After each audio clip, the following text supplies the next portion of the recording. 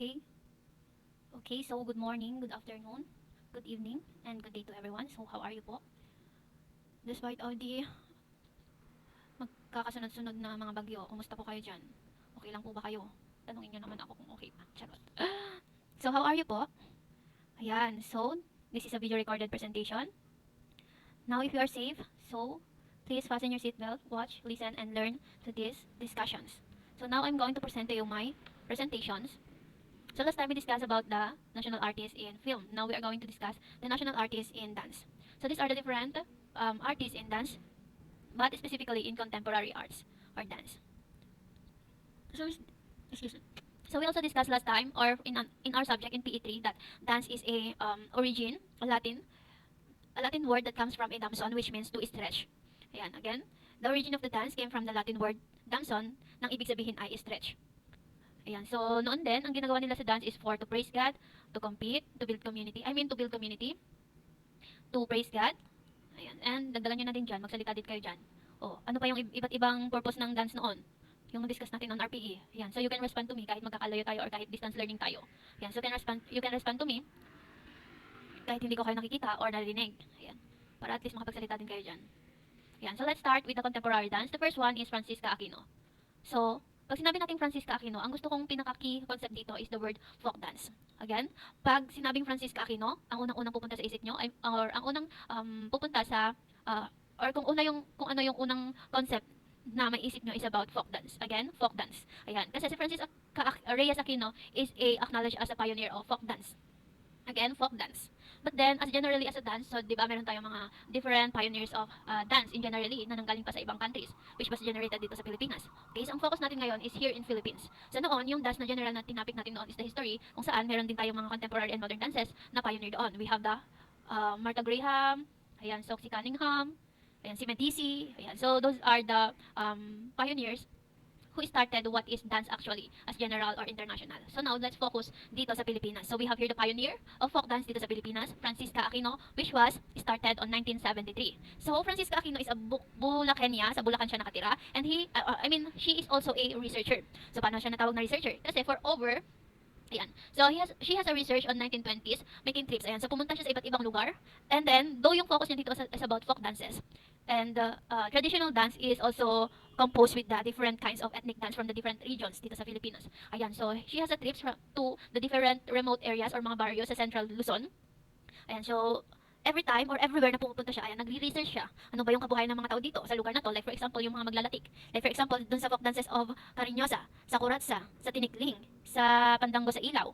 Ayan, yung sayaw sa bangka. Ayan, so those are examples of folk dances na sa ngayon, because of her because of her researches, ayan, so may pinag-aaralan na tayo ngayon about the culture, the heritage, and the history of how folk dances started here in Philippines. So siya yung isang pioneer doon.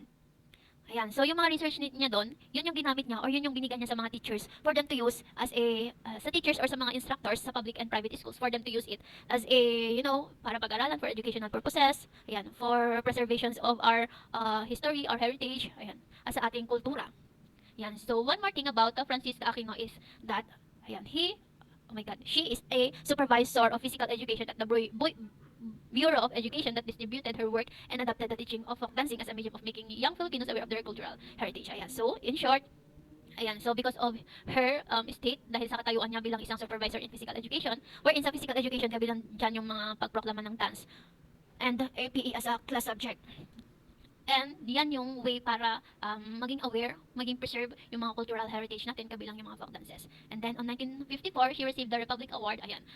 Yun yung way because of her dedication, because of her works, contributions. Ayan. So she was recognized as she was recognized and then she received an award merit from the late President Ramon Magsaysay. Ayan. So again, she received a merit award from the late Ramon Magsaysay for outstanding contribution toward the advancement of Filipino culture.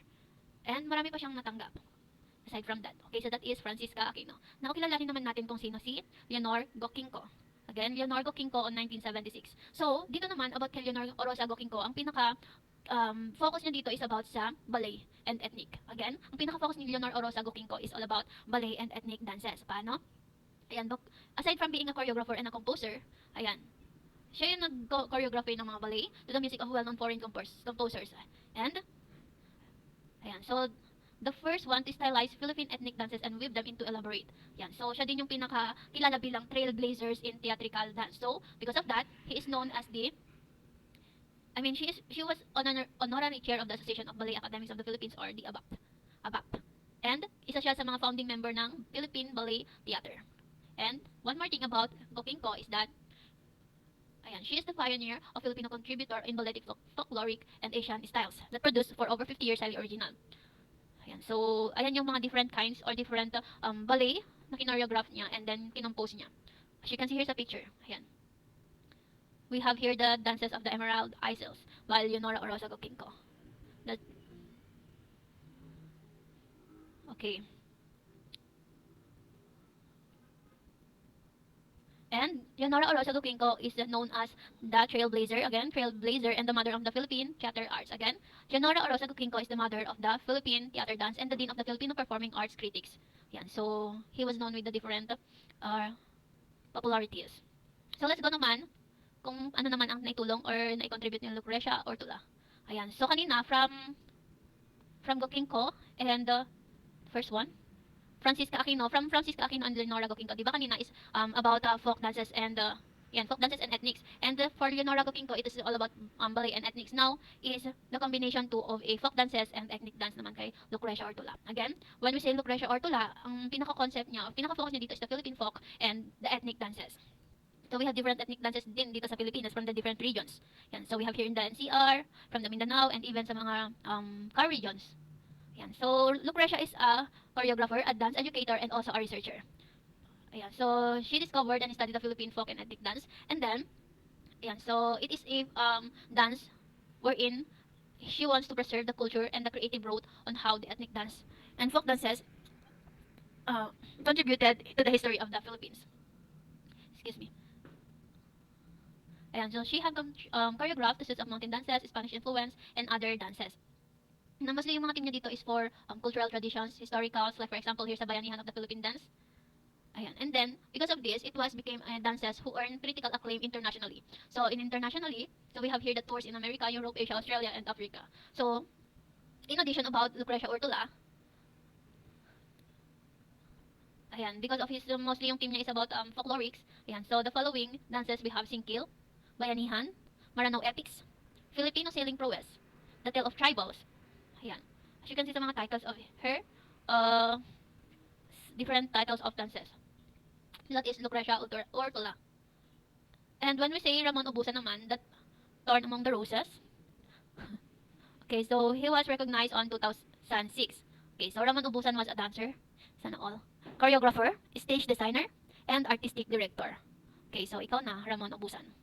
Okay, so he achieved a phenomenal success in Philippine dance and cultural work. So because of his being a researcher, archivist, and a documentary filmmaker who broadened and deepened the Philippine understanding of his own cultural life and expressions. Ayan, so because of his being a maraming ginagawa as a keeper of the history, gatekeeper of cultures, traditions from the different regions, ayan, is, kabilang na dito yung sarili niyang kultura. Ayan, so he wanted to preserve and show the understanding of the cultural life and expressions from his culture and even from the different cultures. Okay, so we have this group wherein this is the Ramon Ubusan folkloric groups that he had affected cultural and diplomatic exchange during the multifarious aspects and dimensions of the art in dance. Ayan, so that is Ramon Ubusan, and in addition, he also choreographed the productions about Vamos Abelen, Noon Po Sa Amin, Obra Maestra, and published dances of the Philippines. We have Water, Fire, and Life, the Philippine Dances and Music, a celebration of life. Ayan, so in short, about Ramon Ubusan, ayan.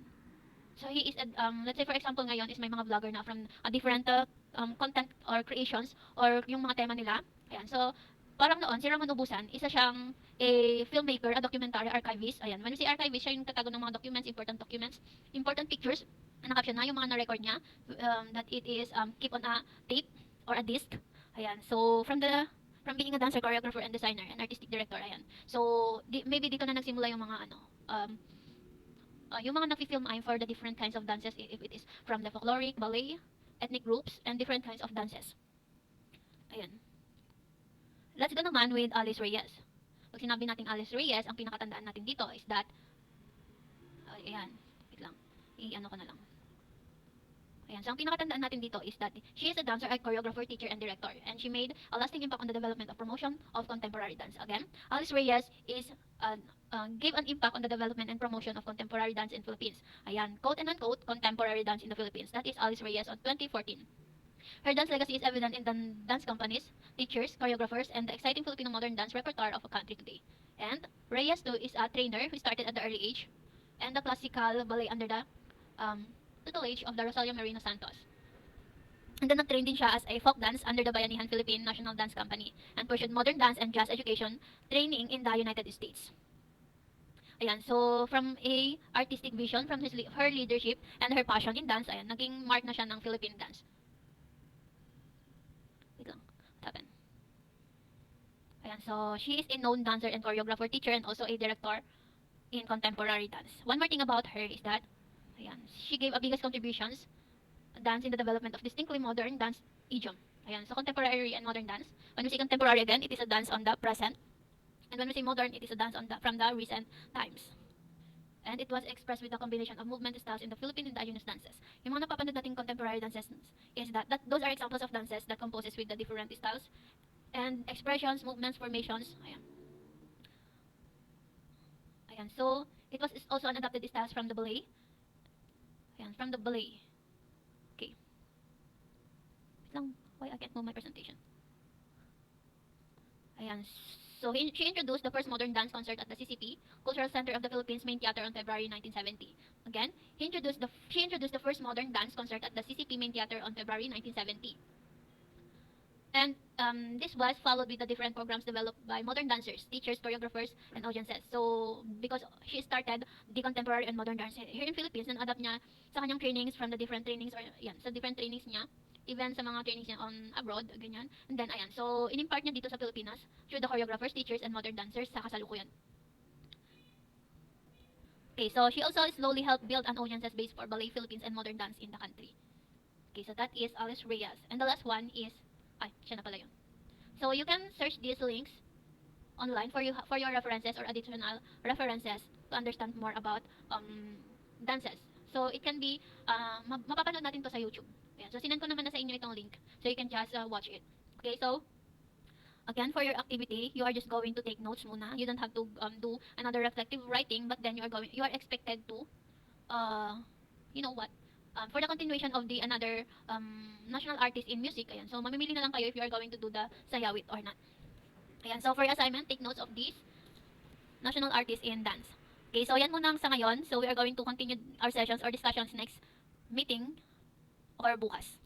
Okay? Thank you and goodbye. Keep safe.